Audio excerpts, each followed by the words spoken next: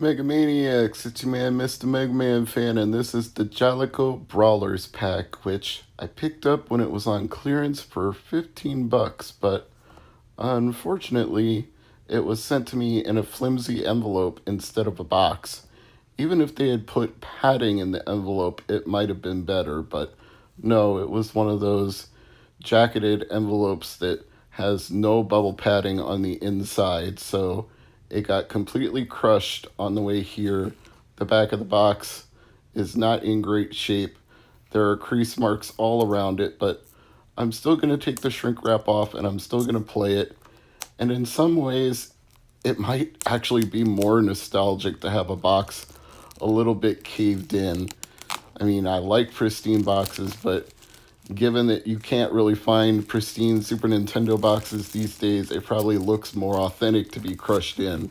I didn't want it that way, but that's how it is. And you can see the crease marks from it being crushed there are pretty bad. But anyway, Jaleco Brawlers 4-pack. This is Tough Enough, Rival Turf, Peacekeepers, what was the other one? Brawl Brothers, that's right. And they stuffed a bunch of stuff inside here. You can see, first and foremost, the Brawlers pack cartridge, all 4 games on one Super Nintendo compatible cartridge. I think it might also work with Super Famicom or in PAL regions, but don't quote me on that. It's nice that they included a plastic dust sleeve for this Super Nintendo style cartridge, and I will put it back in for the moment until I have a chance to test it, if it'll go in there. And there are 2 buttons that they included for 2 of the 4 games. I'll put the cartridge back in the tray for now. And here's the instruction manual, which doesn't have a staple in it. It actually folds out like a poster. So I'm not going to unfold it completely. I'm just showing you how it looks inside of the box. And back to that box, I've tried to put some padding in there to take it from concave to convex, but I don't think it's really working. I think it's just going to end up looking creased and dinged up and rough and cornered because of the way it arrived in the mail no matter what I do, but at least it's not totally squished in like it was before, so that's a little better. Oh, and I forgot to show you, there were 2 stickers in there. One that says, like a boss, and the other that says, hey punk, are you tough enough? But enough of that, no pun intended. It's time to test the Brawlers pack and make sure this is a working multi-cart. So let's pop it in the old Super Nintendo. As you can see, there's the title screen, published by Retrobit. You could buy this through Castlemania Games, through Amazon.com, through eBay. There are a ton of different places that are selling the Jaleco Brawlers pack. Let's start with Brawl Brothers. Why not? It's the first one out of the 4. And there's the Jaleco logo, along with a little voice clip introducing the company itself. And here's Brawl Brothers, copyright 1993, Jaleco. You know, I always used to think it was Jaleco. I don't know why, but they actually say Jaleco in the Super Nintendo intro graphics, so I should learn to pronounce it the correct way since that's how they pronounce it. But then again, pronunciation is a funny thing because I know from the Joe and Matt collection, you can hear them say Data Vice. I don't think you pronounce Data East, Data Viced, but whatever. Anyway, back to Brawl Brothers. As you can see, it's a side-scrolling beat-em-up game. Pretty much any other beat-em-up game you've played would look and feel similar, although this one adds extra comic book sound effect bubbles over your characters when they perform actions like crash, spack, and all sorts of funny, or they thought was funny, comical effects, which are really unnecessary in my opinion for a side-scrolling beat-em-up, but hey, whatever, they're going for that comic book feel. That's their choice, that's their creative direction. To me, that only works in a game like Comic Zone on the Sega Genesis. Also, it's really hard to respawn your character in this game because it's like you're coming out of a manhole, but if there are multiple characters on the screen at the same time, they follow the manhole. They just come to right wherever you are, so it's not a very good way to respawn. And having no familiarity with Brawl Brothers before this, I'm not doing so well. So I think it's time to just quit on this one and test the other 3 games that come in this collection. Let's do that. Now, in Japan, 3 of these 4 games were known as the Rushing Beat Trilogy. The only exception on this Brawlers pack would be Tough Enough. And coincidentally, that's the only one I have.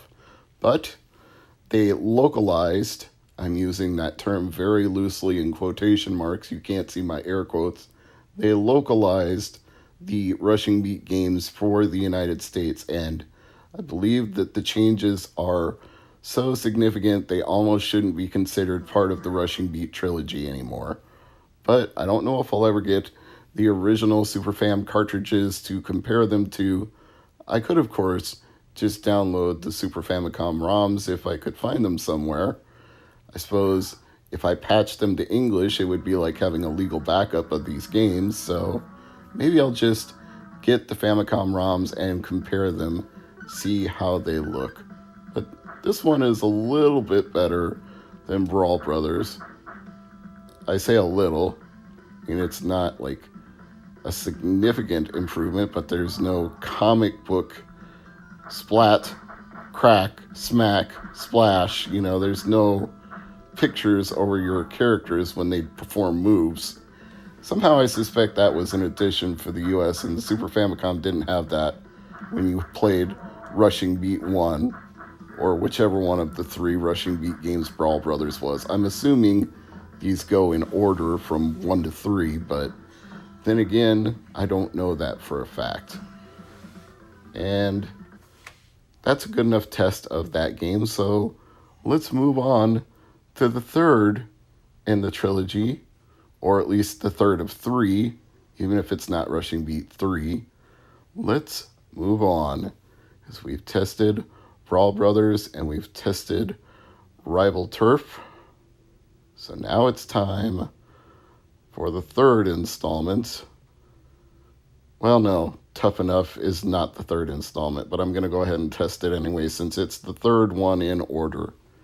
We don't have to spend too long on this one since I already have this cartridge in a standalone form, which it's also the cheapest out of all 4 of them, go figure. I believe I got it at Funko Land back when that still existed before they got bought out by GameStop. And you can see from the title screen here, you can select one of these 4 characters, and I'm not giving that too much thought because I'm just going to demonstrate how this works. And it's not so much a side-scrolling beat-em-up as it is more of a Mortal Kombat or Street Fighter style game where it's you versus another character, and that's good enough. That really explains the game. I don't need to go into depth. Like I said, I already have that game. I can play it anytime I want. So let's get back into the Rushing Beat trilogy and go to the final selection on the Jaleco Brawlers pack, which is the Peacekeepers. And that, if it's not the 3rd one, I'm pretty sure it is, but if it's not, it's definitely the most expensive out of all of them, because if you look it up on price charting, even the loose cartridge demands stupid amounts of money. So this is a much more affordable way to play this game if you want to play it on an actual cartridge on your Super Nintendo. Other than, of course, getting an SD to SNES and then putting in an SD card, but you're still going to spend a couple $100 getting an SD to SNES, so you got to weigh your options there. How many games are you going to play on that, or are you that dedicated, or do you just want 4 games for $15 cheaper than any one of those games would be by itself? Now, in the Peacekeepers, there's destructible items littered all over the place. Kind of gives it more of a Double Dragon feel, maybe a little bit like the Simpsons arcade game. Also, these things are landmines. If you step on them, you get hurt. So don't do that. It's a very bad idea. One of the things I like about the Peacekeepers is it has a rush attack, not rush in attack like the NES game, but it just allows you to hit the button and do a charge and punch at the same time, which is very effective against some of these enemies. Picking up the items is a lot harder than it is in Double Dragon, so maybe that isn't the greatest comparison because it's very easy to pick them up in that game. But then I walked on a landmine and lost the item I just picked up, so not smart, Mr. MegaManFan, not smart at all. But here, I'm able to bowl with it, threw it right into the enemy, destroyed the barrel, picked up a health item, and I'm going to take out this last batch of enemies here before it progresses me to the next area of the Peacekeepers. I'd say out of all 4 of the games on the Jaleco Brawlers pack, this one is easily my favorite. It's not going to let me continue until I clear out this enemy as well. So let's give him the rushing punch. Let's do it one more time. That should wipe him out. And I'm done. This is Mr. MegaManFan saying, as always, thank you for watching, and I'll see you in the next video. Bye for now.